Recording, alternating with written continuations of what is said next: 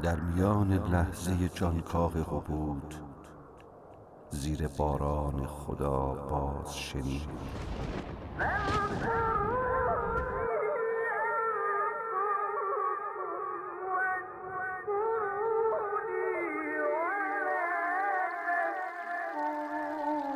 نازنینم آدم، نه به اندازه تنهایی من، نه به اندازه عرش، نه به اندازه گلهای بهشت، که به اندازه یک دانه گندم. تو فقط یادم باش. یاد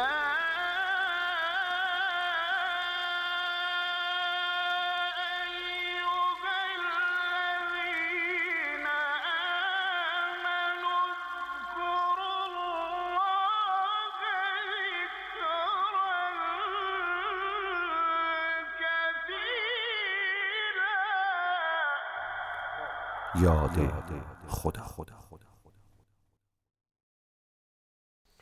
بسم الله الرحمن الرحیم. الذین آمنوا و تطمئن قلوبهم بذکر الله، الا بذکر الله تطمئن القلوب. برخیز، برات عاشقی داده خدا، احسان قدیم را فرستاده خدا. در کوچه روزگار غم هست ولی آرام کند دل مرا یاد خدا. سلام خدا بر پیامبر رحمت و خاندان مطهر و پاکشون. اللهم صل علی محمد و آل محمد و عجل فرجهم. سلام خدا بر امام مهدی عجل الله تعالی فرجه شریف و سلام خدا به شما بیننده های خوب یاد خدا. وقتتون بخیر، خیلی خوش آمدید. تبریک عرض میکنم ماه شعبان رو و ایام ولادت موالید مبارک این ماه رو، ماهی که سراسرش نور و سرور و شادی است و برکت و رحمت و مغفرت. انشالله که از ماه رجب زیبا خارج شده باشیم و با دست پر و انشالله بتونیم فرصت ماه شعبان رو مغتنم بشماریم. امروز هم توفیق داریم در ابتدای ماه شعبان محضر سرور ارجمندم جناب حجت الاسلام و المسلمین حاج آقای حیدری کاشانی عزیز باشیم. آقا سلام علیکم و رحمت الله. سلام علیکم و رحمت الله و برکاته. میلاد سراسر نور حضرت سید الشهدا، حضرت ابوالفضل عباس، حضرت سید الساجدین، امام زین العابدین و پیشاپیش تولد آجانمون، تمام اعتبار و افتخارمون، تمام دار و ندارمون حضرت بقیت الله الاعظم رو تبریک و تهنیت عرض میکنم محضر تمام محبان و عاشقان آل الله و امیدوارم که مورد عنایات ویژه حسینی ابوالفضلی و سجادی قرار بگیره این مجلس و محفل ما و ورودمون به ماه شعبان. شعبان شد و پیک عشق از راه آمد، عطر نفس بقیت الله آمد. با جلوه سجاد و ابوالفضل و حسین یک ماه و 3 خورشید در این ماه آمد که خداوند انشالله بهره‌گیری از نوران علی نور ولایت و امامتشون رو و هدایتگری هاشون رو به ما عنایت بفرمایید انشالله. خیلی متشکرم و ممنون از تشریف فرماییتون. افتخار داشتیم جلسه قبل که خدمت استاد بودیم از ماه رجب و از ماه استغفار برامون ویژگی های نابی رو فرمودن. دوست دارم خلاصش رو تقدیم حضورتون کنیم و شما هم اگر علاقه‌مند بودید بحث رو به صورت کامل دنبال بفرمایید، هم بر روی سایت شبکه قرآن معارف سیما، هم در فضای مجازی. ما تو همه فضاهای مجازی با همین آدرس @یاد خدا _ QTV حضور داریم. شما میتونید استفاده بفرمایید، دنبال کنید صفحه یاد خدا رو. انشالله این دنبال کنندگی شما برای صفحه یاد خدا برکت داشته باشه و حرفی غیر از ذکر و یاد خدا اونجا زده نمیشه. هر چه که هست حدیث و آیه و روایت هست و هر چه که هست از ذکر خداست انشاءالله. با هم خلاصه جلسه قبل که خدمت استاد حیدری بودیم ببینیم، بشنویم، با آمادگی بیشتری خدمتشون میرسیم.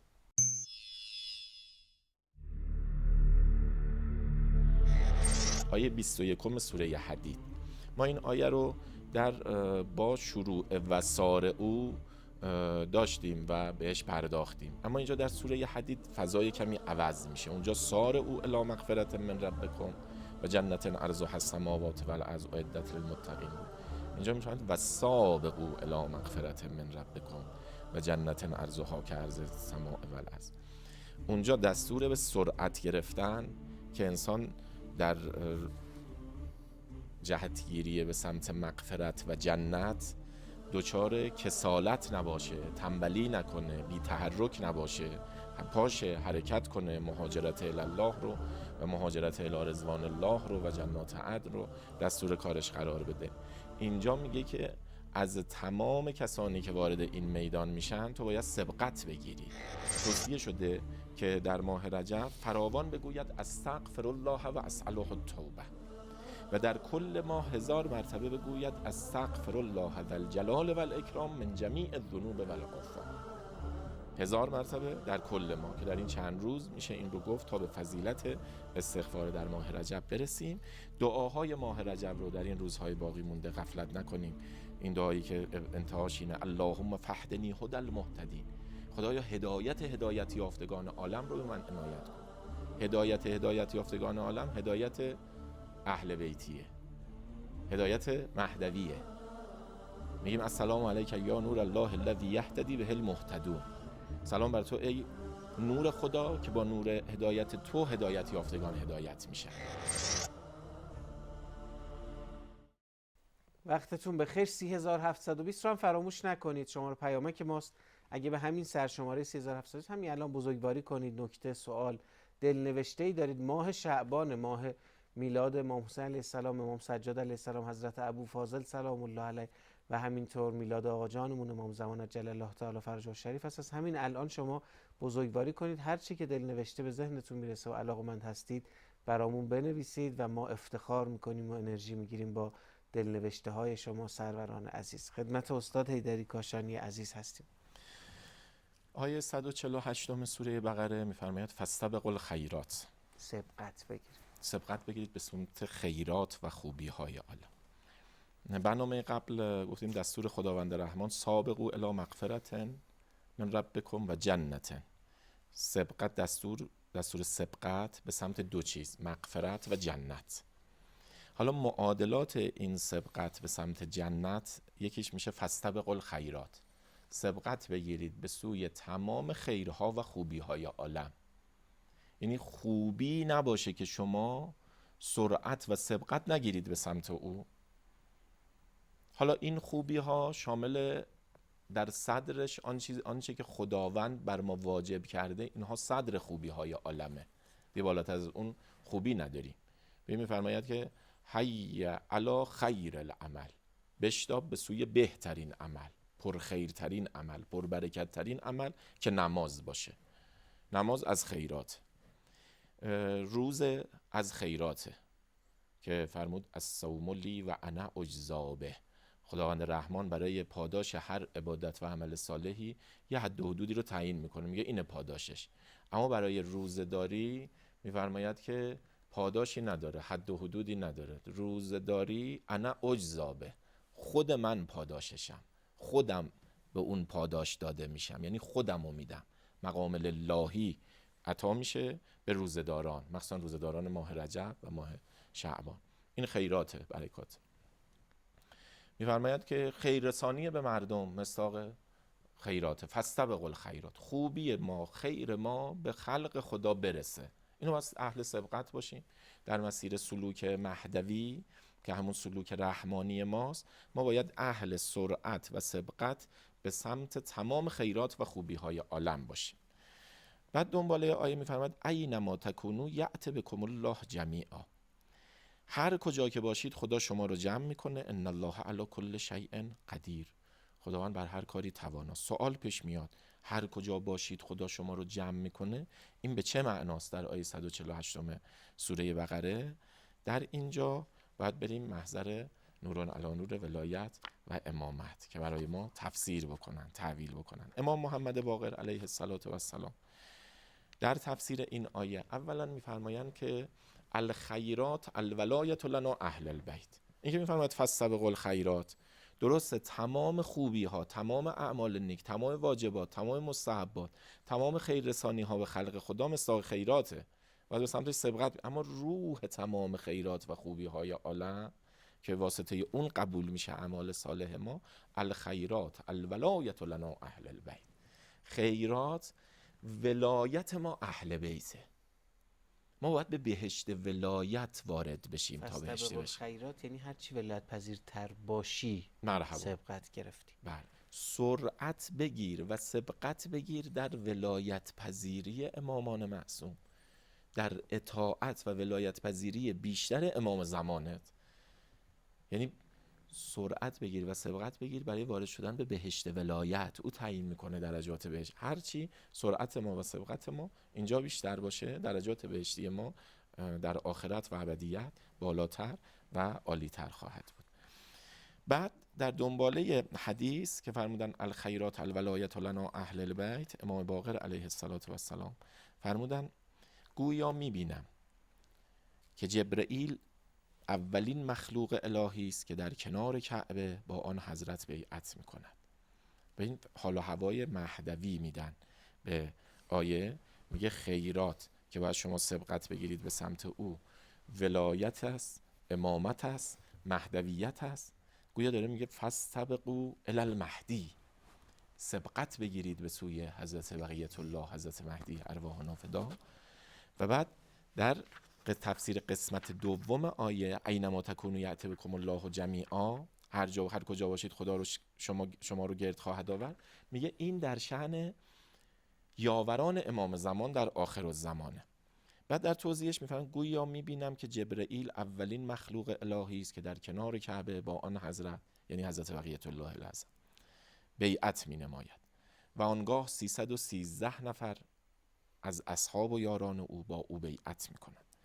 پس هر کس در مسیر ولایت ما امتحان خود را پس داده باشد، در آن ساعت به ناگاه از رخت خواب خیش به اذن الله ناپدید می شود و ایشان همانانند که امیر مؤمنان علی علیه السلام را آنان را ناپدید شدگان از رخت خوابهایشان خوانده است.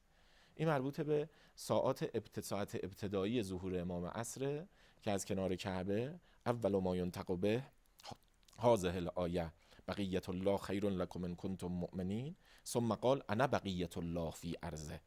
اولین آیه‌ای که بر زبان حضرت هنگام ظهور جاری و ساری میشه اینه که بقیت الله خیر لکم ان کنتم مؤمنین، بلافاصله منم بقیت الله در زمین خدا.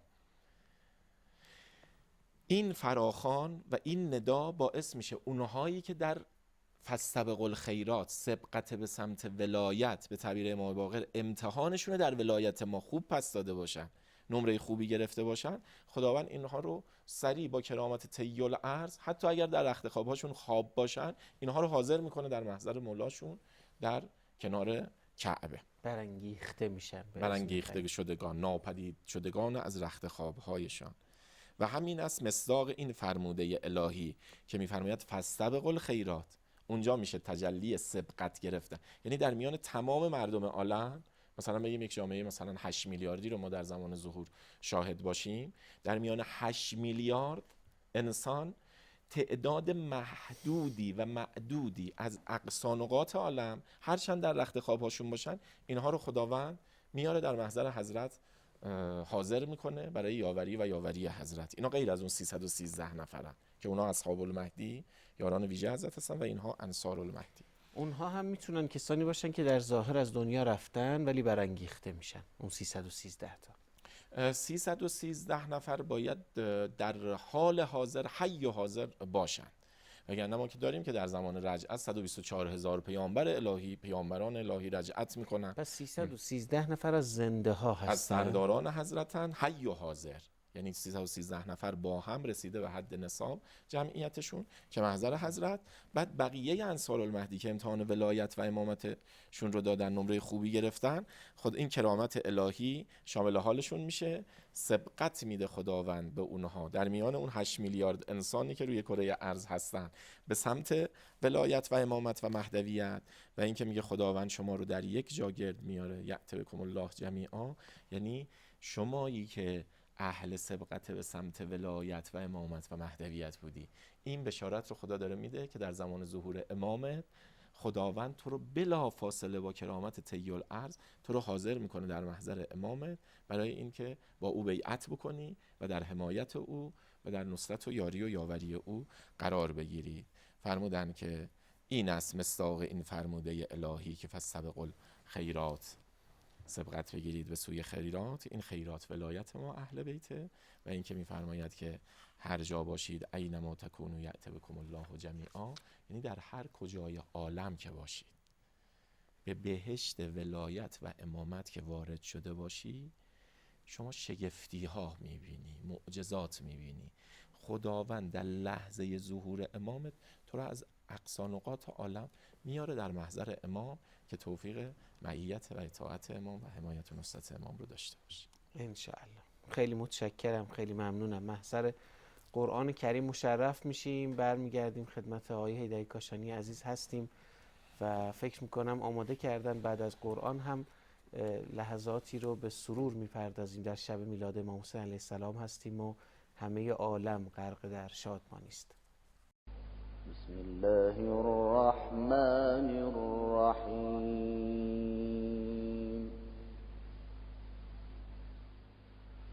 ولكل وجهة هو موليها فاستبقوا الخيرات أينما تكونوا يأتِ بكم الله جميعا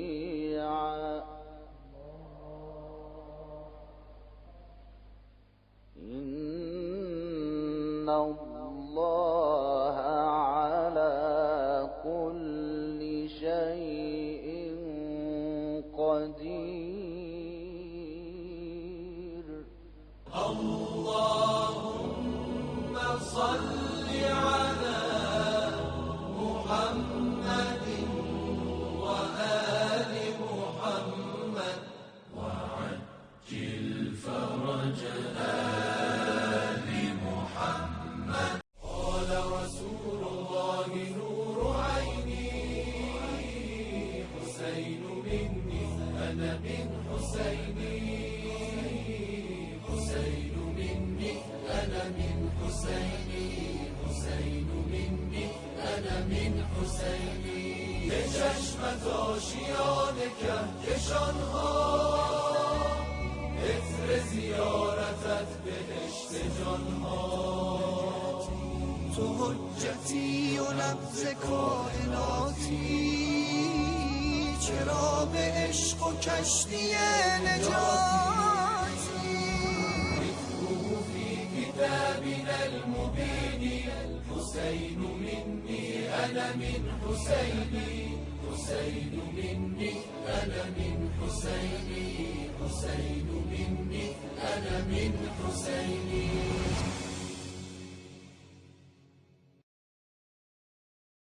شب میلاد امام حسین علیه السلام هست و تبریک عرض میکنم. این ایام رو یادمون آقای حیدری کاشانی از بچگی، خصوصا این ایام ماه شعبان که میرسه تا نیمه شعبان، خب یک سری از مظاهری که آدم میبینه و تعظیم شعائری که میبینه خیلی تأثیر گذاره. من از کودکی یادمه که چراغانی هایی که میشد، پرچم ها و جشن ها و ایستگاه های صلواتی که اتفاق میافتاد.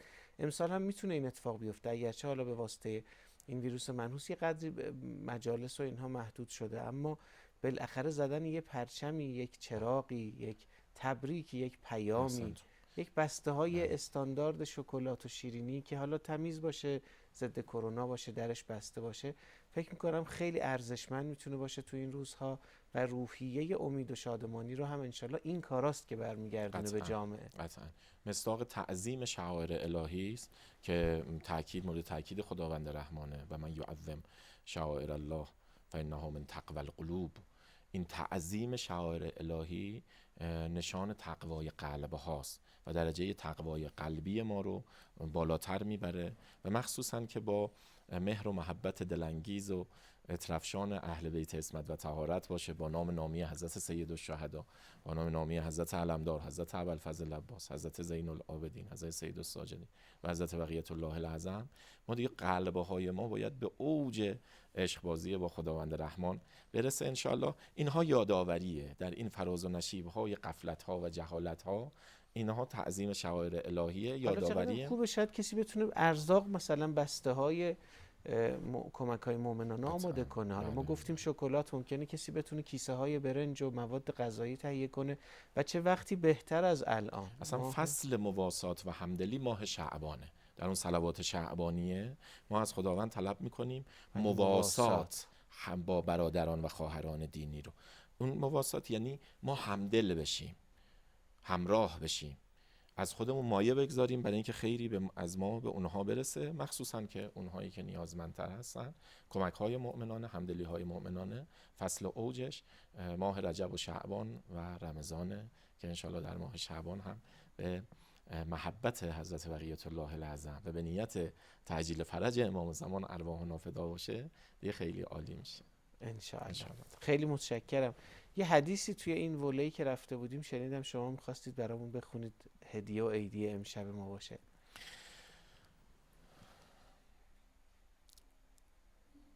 می‌فرماید که امام حضرت سید الشهدا علیه السلام می‌فرماید الخیر کل الخیر فی ذالک الزمان.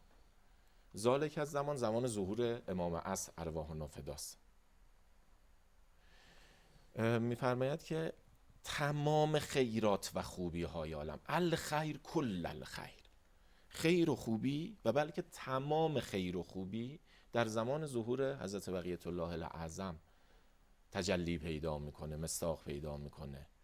یعنی سرعت گرفتن و سبقت گرفتن ما به آستان ظهور امام عصر، سرعت و سبقت ما به سمت آستان تمام خوبی ها و خیرات عالمه. خب امنیت مطلق، آرامش مطلق، ثروت و برکت و وسعت مطلق، علم و حکمت بی نهایت، اینها همه بارشش و آغازش در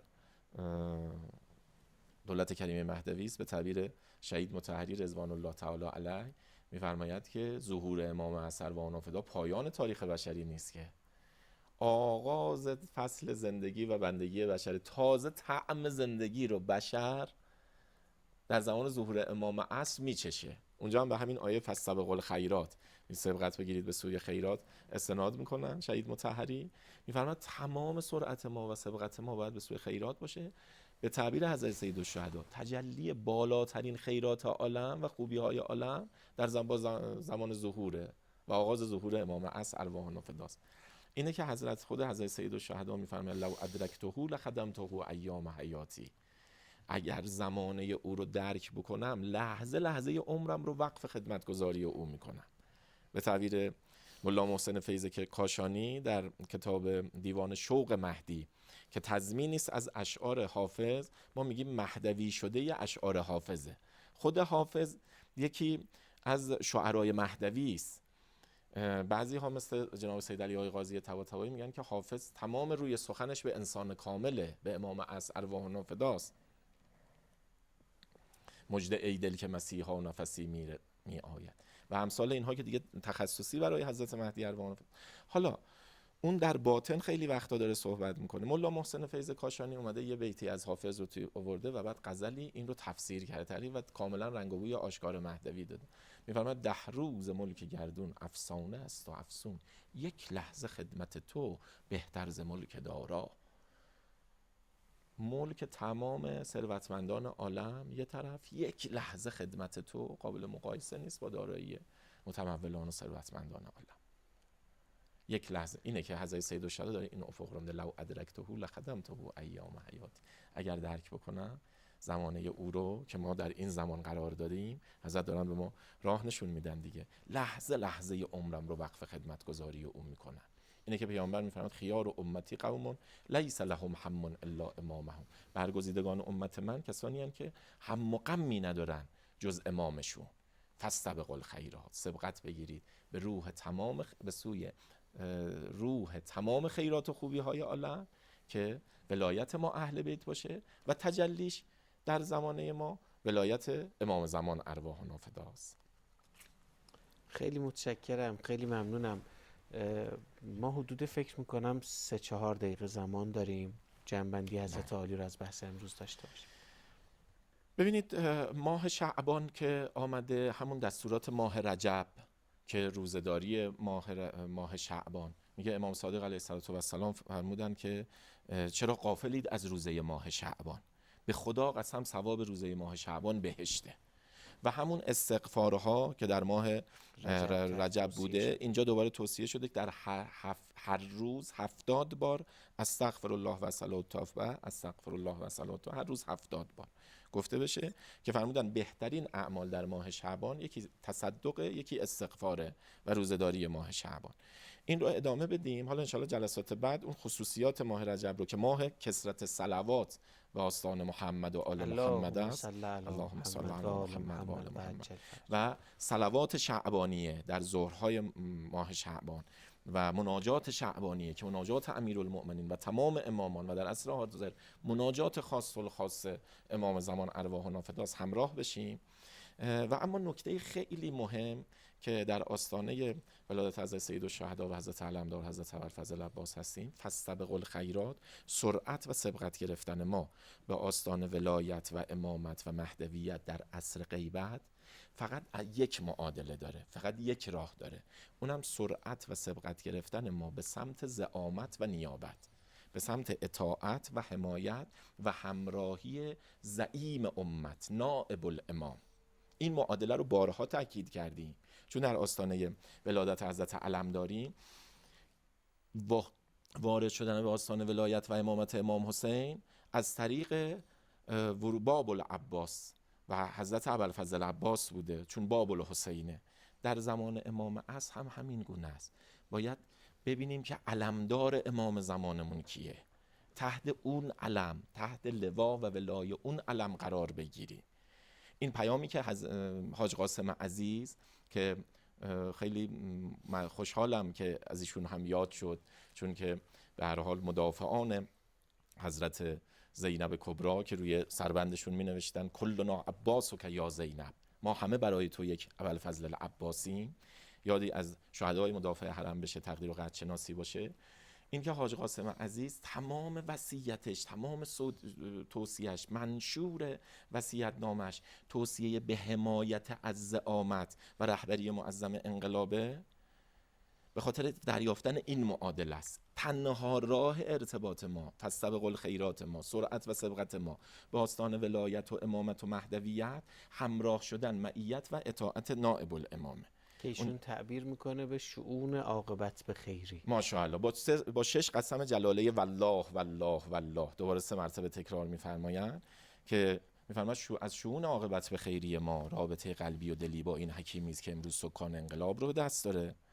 بعد اونجاست که میگه خامنه ای عزیز را چون جان خیش بدانید، در وصیت‌نامه‌شونه، و حرمت او را مقدس بدارید.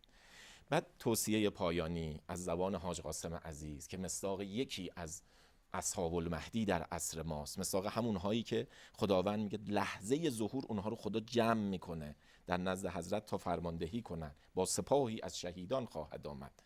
میفرماید امروز قرارگاه حسین ابن علی ایران است، بدانید جمهوری اسلامی حرم است، این حرم اگر مان دیگر حرم ها میماند. خیمه ولایت است، خیمه ولایت را رها نکنید. خیمه رسول الله هست، اساس دشمنی جهان با جمهوری اسلامی آتش زدن و ویران کردن این خیمه است. دور آن بچرخید، دور خیمه ولایت. فاستبقوا الخیرات. والله والله والله، این خیمه اگر آسیب دید، بیت الله الحرام و مدینه، حرم رسول الله و نجف، کربلا، کاظمین، سامرا و مشهد باقی نخواهد ماند.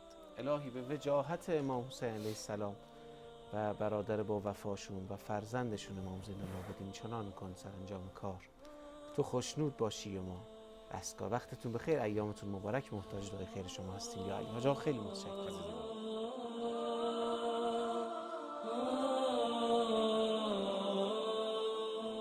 پشت هر کوه بلند سبززاری است پر از یاد